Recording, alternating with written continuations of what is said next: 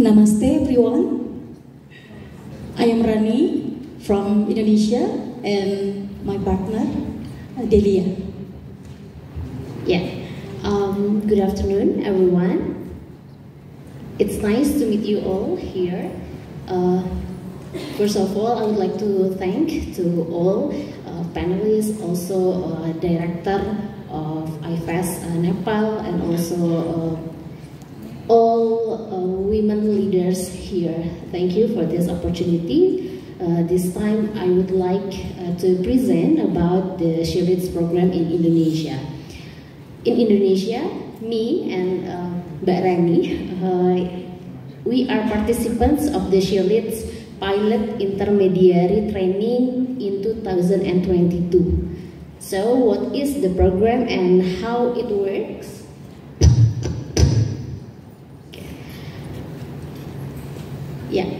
IFES Indonesia piloted its She Leads training program as a global flagship program of IFES to target civil society leaders as part of the DFAT, the Department of Foreign Affairs and Trade Australia, funded Strengthening Trust and Resilience in Democracy and Election or STRIDE program.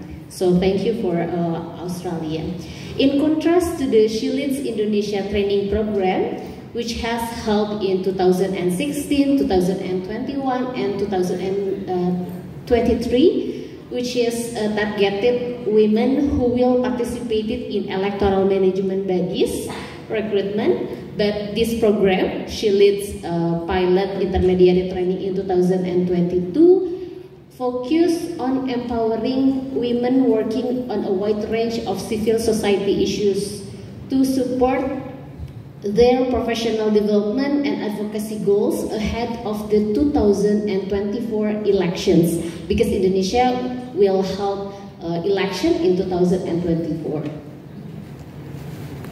So what is the program objectives? The first one, the program support middle career participants as they take on senior decision making and leadership roles and have influence within those positions.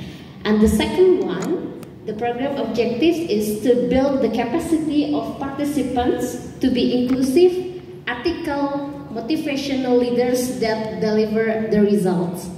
And the third one, to build the capacity of participants to bring about the positive change for Indonesia's democracy, of course, and focusing on issues that they are working on at the community, both provincial or national level. And the last one is to help alumni to develop their network with each others to improve advocacy and their career progression. So the program, the targeted program is more than 20 female middle-level leaders, aged around 25 until 40, from diverse background, working on a range of different thematic issues. And the program has 2 residential modules, each lasting 3 days. Module 1 was held in September 2022, and Module 2 was held end of October in 2022. And the curriculum of this program focus on skills, knowledge, and practice to support professional development and strengthen ability to lead for change using the 2024 elections as a hook to advance the issues they are working on. And after the training, we have assignments after each module to practice and apply lessons from program curriculum. This is the pictures during the training. Is almost 6 days. This is the pictures of our activities, such as group discussions and also presentations, and also discussion with our thematic issues. We have 3 advocacy times after the training, because we should apply the lessons, of course, and the 3 times is about gender action plan in election management bodies or election commissions, I think, in other countries, but in Indonesia we should say like electoral management bodies. And the second one is election management bodies policy regarding to countering disinformation and hate speech in election. And the last one is inclusive election for persons with disability and other marginalized groups, which is it will present by Rani. The first advocacy work that we have done is safeguarding women's participation for ad hoc EMBs in Depok City. Depok City is one of the city in Indonesia, I think close from the special capital regional of Jakarta, and the purpose of this advocacy is to encourage the implementation of inclusive and equal elections through increasing women's participation as ad hoc EMBs in Depok City. And the target we advocate is local EMBs in Depok City. And the activity are collecting the data, literature study, policy brief making, and stakeholders meeting. I would like to share the pictures during the advocacy work. And the resource that we have is network with Shillits alumni, and also we built coalitions with another NGO and also another campus. This is the advocacy impact for the first advocacy work. We can see from 2 indicators. The first one, number of women's participation in registration. Ladies and gentlemen, if we see from the numbers of women's participation in registration, Depok City is very hard to push women to participate in the selections of ad hoc EMBs, and we can success to push women to register as ad hoc EMBs. And there is 175 or more than 50% women who participate as a register in the selections. And the men, only 149 or around 46% from the total 324 persons. And from 2 indicators, we can see from the number of elected women, the women who elected is around 90%, or around 30%. This is like a minimum of women representations in our policies. And men, 44 or around 70%.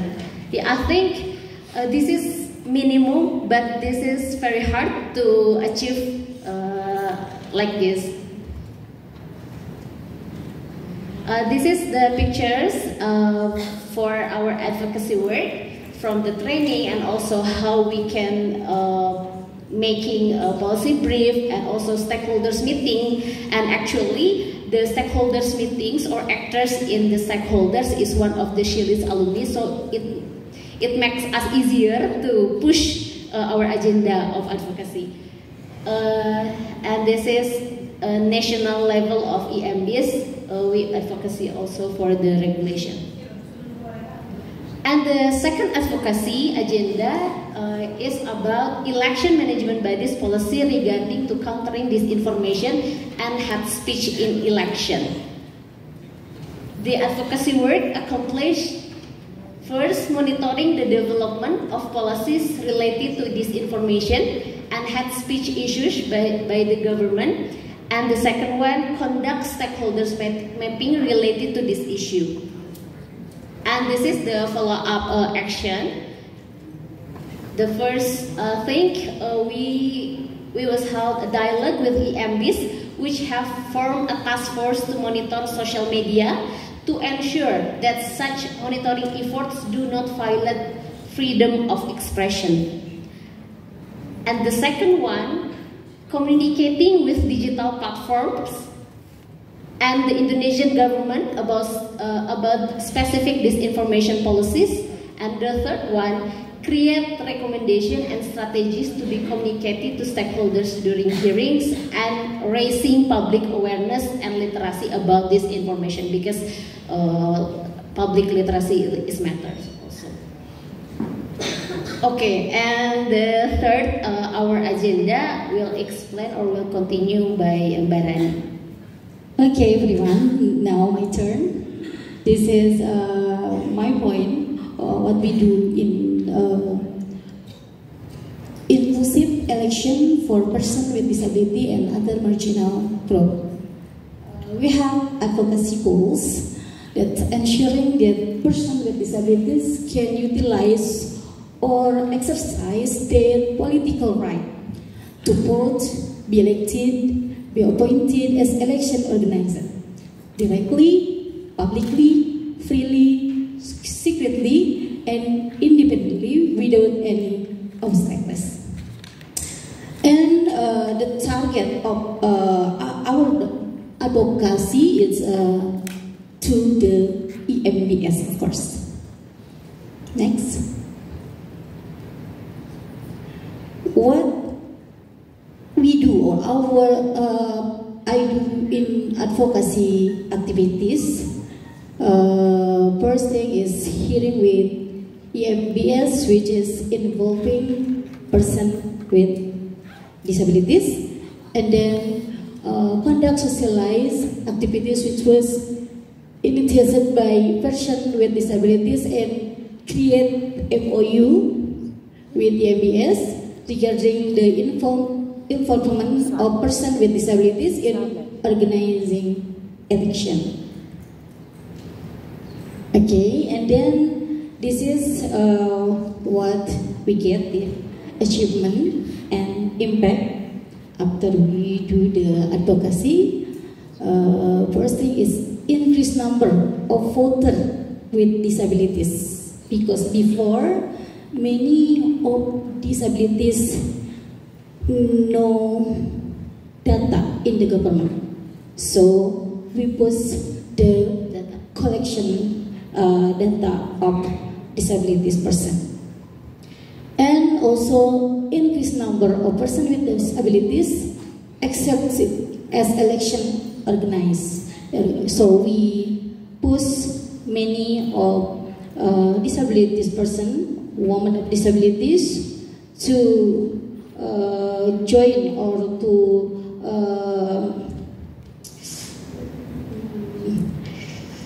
participate in the EMBS. And then increase opportunities for persons with disabilities to be involved in election and political process. And the last one is increase opportunities for persons with disabilities from village, city, district, and provincial level to participate in EMBS recruitment. This is our pictures, advocacy works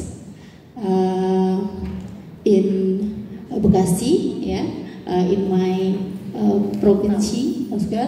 And this is maybe for my presentation. Thank you so much for your attention. And we are from Indonesia, ready to support gender equality, inclusive selection, and again hate speech and disinformation. So we have a same spirit, and I think in the moment, International Women's Day, we are from Indonesia ready to support all of the proposed or goals. Thank you. Thank you so much. Good afternoon, everyone. Namaste.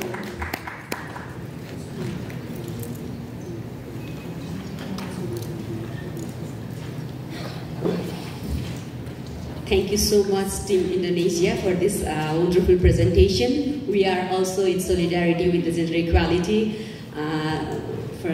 in SEALID's program. So now I would like to request another team, Myanmar. So Myanmar have two presentations, and I would like to request Mark Inla first for the presentation, and then Nini for the second presentation. Thank you.